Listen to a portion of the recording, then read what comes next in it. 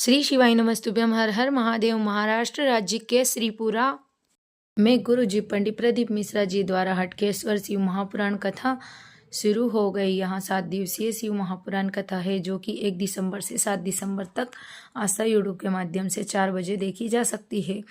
आज की कथा बहुत ही रोचक जानकारियों से भरपूर थी और आज की कथा में गुरुजी ने सोमवार के दिन किए जाने वाले बिल्कुल 2 नए उपायों की जानकारी दी है।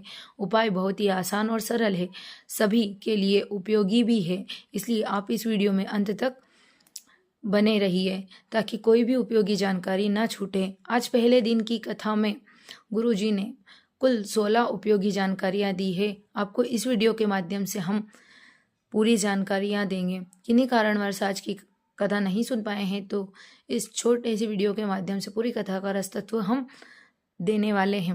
बढ़ते हैं विशेष पहली जानकारी की ओर। गुरुजी ने कथा शुरू होते ही कहा कि अगर आपको कहीं पे महाराष्ट्र के व्यापारियों का विकास देखना है या और उनके चेहरे पर प्रगति उन्नति देखना है तो महाराष्ट्र के श्रीपुर में देखने को मिलता है। बढ़ते हैं विशेष दूसरी जानकारी की ओर। गुरुजी ने कहा दुनिया के नज़र में यहाँ एक सिर्फ शिव महापुराण कथा है, पर अगर दिल से सुन ली तो समझ में आएगा कि गौरी और शंकर को आप अपने दिल में बिठाना ही शिव महापुराण कथा है। बढ़ते हैं विशेष तीसरी जानकारी की ओर। गुरुजी ने कहा कर्म का लेख कहाँ मिटाया जा सकता है?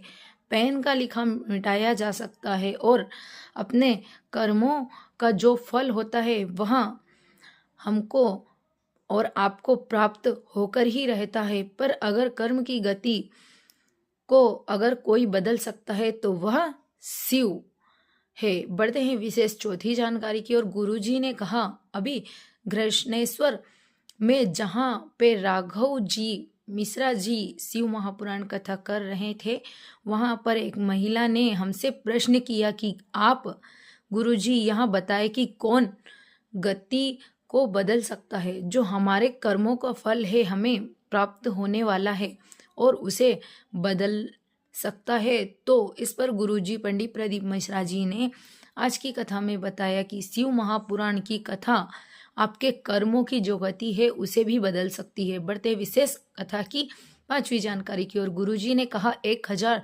झूठ बोलने वाला 1000 बार कपट करने पर, 1000 बार बेईमानी करने पर, 1000 बार प्रपंच करने पर, 1000 बार किसी का दिल दुखाने पर जो आपको पाप लगता है वह पाप कर्म मनुष्य जब रोजाना के कर्मों में व्यावसायिक कर्मों में, व्यवहारिक कर्मों में या फिर किसी को रिझाने के लिए अपने बल को मजबूत करने के लिए भगवान की कसम खा लेता है, उतना ही पाप उसे मिलता है। मतलब 1000 गुना पाप लगता है अगर आप किसी भी भगवान की कसम खाते हैं। गुरुजी ने कहा इस पृथ्वी पर 78 बार भी जन्म लेंगे तो आपको अपने कृत्य का फल भुगतना ही पड़ेगा, क्योंकि आपने भगवान की कसम खाई है।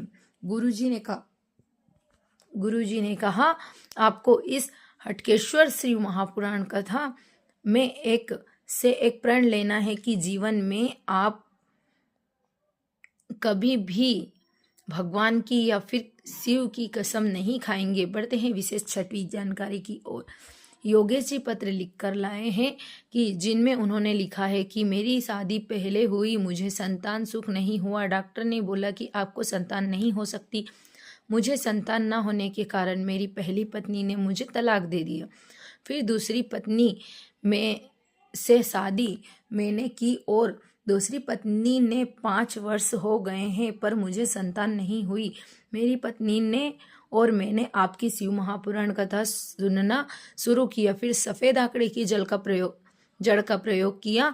1 बार नहीं बल्कि 4 बार किया। शिवलिंग पर जल चढ़ाते हुए और आचमन करना शुरू किया। फिर टीवी के सामने आसन लगाकर बैठकर कथा सुनते पता चला कि हम आपके नज़दीक में शिव महापुराण कथा चल रही है तो कथा पंडाल में बैठकर श्रवण किया।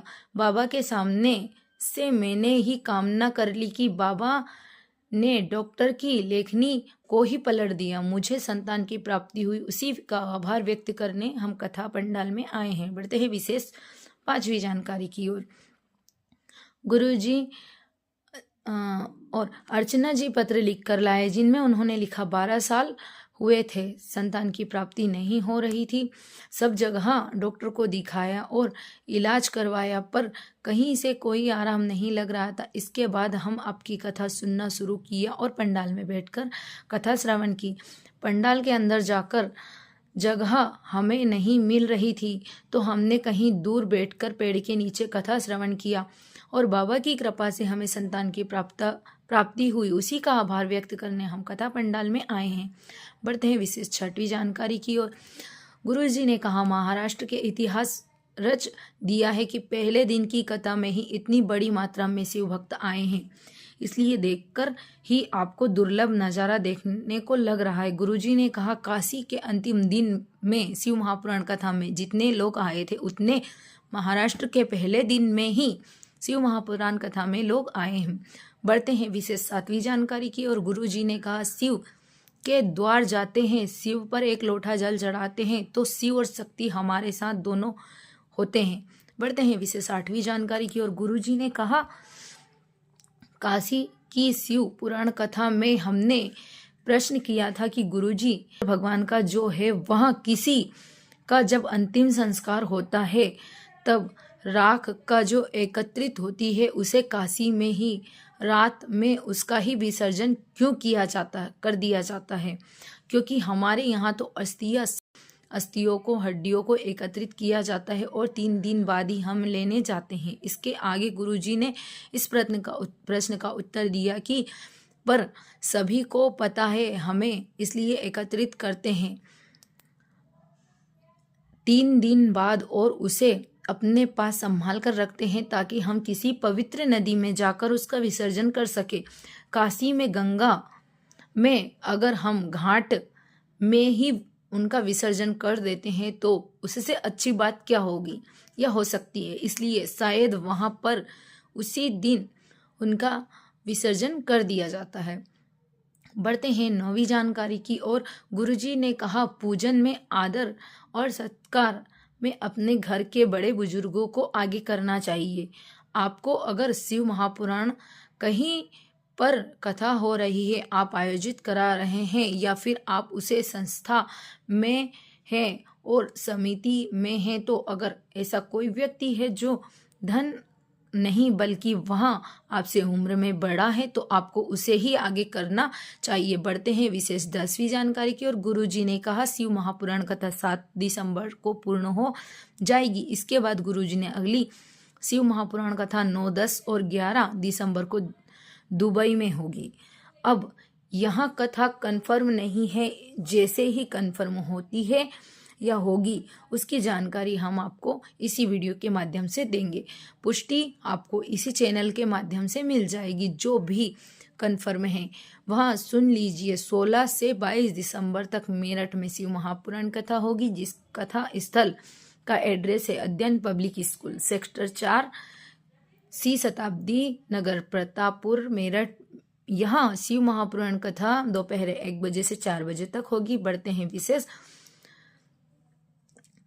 14वीं जानकारी की ओर। गुरुजी ने कहा, शिव महापुराण कथा कहती है, 3 से कोई आस मत लगाओ। अपने माँ बाप से, जिन्होंने आपको जन्म दिया और पाल पोस कर बड़ा किया, पढ़ाया लिखाया और बड़ा कर दिया, बस उतना ही पर्याप्त है। इसके बाद गुरुजी ने कहा, अपने ससुराल से भी कभी आस मत लगाओ। इसके साथ तीसरा गुरुजी ने बताया कि अपनी दुकान में, आपके दुकान में जो कस्टमर आता है, उससे भी बहुत धन लेने की आस मत लगाओ।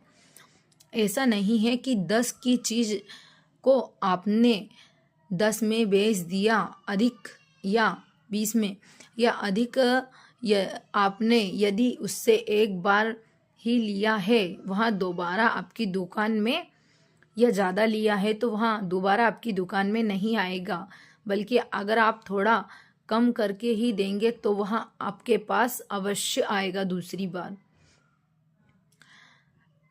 आज की कथा की विशेष जानकारी की ओर दिव्या जी पत्र लिखकर लाई, जिनमें उन्होंने लिखा कि पति पुलिस में जॉब करते हैं। मेरा पति अचानक पेट दर्द हुआ, मेरे पति के अचानक पेट में दर्द हुआ।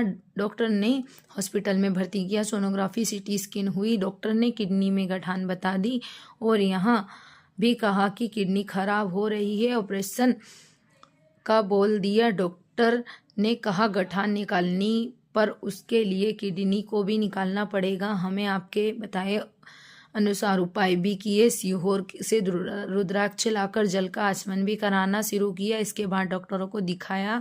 डॉक्टरों ने ऑपरेशन होगा और किडनी भी निकालना पड़ेगी। हम निराश हो गए।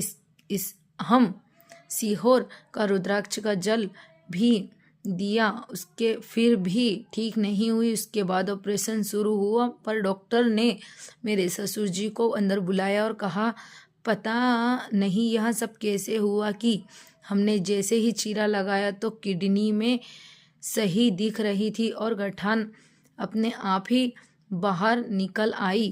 किडनी निकालने की आवश्यकता नहीं पड़ी। इसके बाद गठान जांच के लिए भी गई और उसमें कैंसर नहीं निकला। मेरे पति पूरी तरह से ठीक हो गए और पुलिस में वापस जॉब कर रहे हैं। उसी का आभार व्यक्त करने कथा पंडाल में आए हैं। बढ़ते हैं 13वीं जानकारी की ओर। गुरुजी ने बिल्कुल नए उपाय की जानकारी दी है। गुरुजी ने पंडित प्रदीप मिश्रा जी ने सोमवार के दिन किए जाने वाले विशेष उपाय की जानकारी दी है।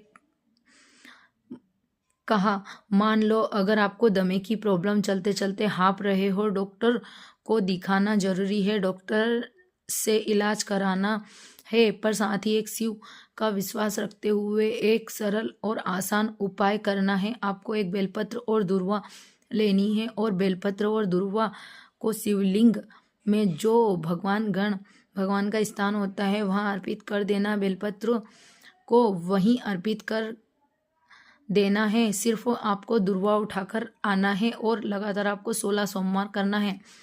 और गुरुजी ने कहा 17वें सोमवार को आपको यहाँ नहीं करना पड़ेगा। 17वां सोमवार को आपके पास 16 दुर्वा इकट्ठी हो जाएगी जिन्हें पीसकर आपको एक गोली बना लेना है और उन गोलियों को मतलब 5 गोलियां बनाना है और 5 दिन तक रोजाना एक एक गोली आपको खा लेना है। गुरुजी ने कहा आपके जीवन में कभी दम नहीं भर आएगा और खाते समय आपको कुंकरेश्वर महादेव का स्मरण करना है। लाभ जरूर मिलेगा। साथ ही साथ दवाइयाँ भी लेते रहना है, वहाँ भी लीजिए, डॉक्टर को दिखाइए। बढ़ते हैं 14वीं विशेष जानकारी की ओर। गुरुजी ने एक नए उपाय की जानकारी देते हुए कहा कि आपको एक पीपल का पत्ता और एक दुर्वा लेना है और पिपलेश्वर महादेव का स्मरण करते हुए शिवलिंग पर आपको इन्हें स्पर्श करवाना और जो आपके एक पीपल का पत्ता लिया है उस पर स्पर्श कराने के बाद हटकेश्वर महादेव का नाम लेते हुए चावा चावा कर उसका आचमन कर लेना है। गुरुजी ने कहा आपको बाईपास की जरूरत नहीं होगी। एक बात का ध्यान देना है, डॉक्टर ने जो बोला है वह सब करना है। डॉक्टर का इलाज करना है और आखिरी समय तक साथ नहीं छोड़ना है। डॉक्टर पर भी विश्वास रखें, वह शिव का रूप होते हैं। साथ ही साथ शिव पर विश्वास रखते हुए आप छोटे से छोटे उपाय भी कीजिएगा ताकि आपको लाभ देखने को अवश्य मिलेगा। डॉक्टर का इलाज बंद नहीं करना है। आज गुरुजी ने विशेष सभी बातें को याद रखने के लिए कहा है। आज की कथा की 15वीं विशेष जानकारी और स्वीता जी पत्र लिखकर आई जिनमें उन्होंने लिखा मेरी बेटी की नीट का एग्जाम दिया और उसका चयन नहीं हो रहा था। मेरी बेटी के साथ सीहोर महाशिवरात्रि की शिव महापुराण कथा सुनने पंडाल गई और पंडाल में बैठकर कथा श्रवण की। बाबा की कृपा से मेरी बेटी नीट में पास हो गई है। अमेरिका में उसकी अच्छी जॉब लग गई है, पढ़ाई भी चल रही है। उसी का आभार व्यक्त करने कथा पंडाल में आई हूँ। बढ़ते हैं विशेष अंतिम जानकारी की ओर। किशोर जी पत्र लेकर आए जिनमें उन्होंने लिखा कि 7 साल से कंपटीशन एग्जाम की तैयारी कर रहा था पर मैंने हर कथा बार पंडाल चूक में बैठकर हो जाती और शादी के बाद मैंने लग गई, उम्मीद लगाना छोड़ दी। उसी का आभार व्यक्त करने आया हूँ। हमारे चैनल पर आपको थोड़ी सी उपयोगी जानकारी लगी हो तो हमारे चैनल को लाइक शेयर एंड सब्सक्राइब अवश्य करें।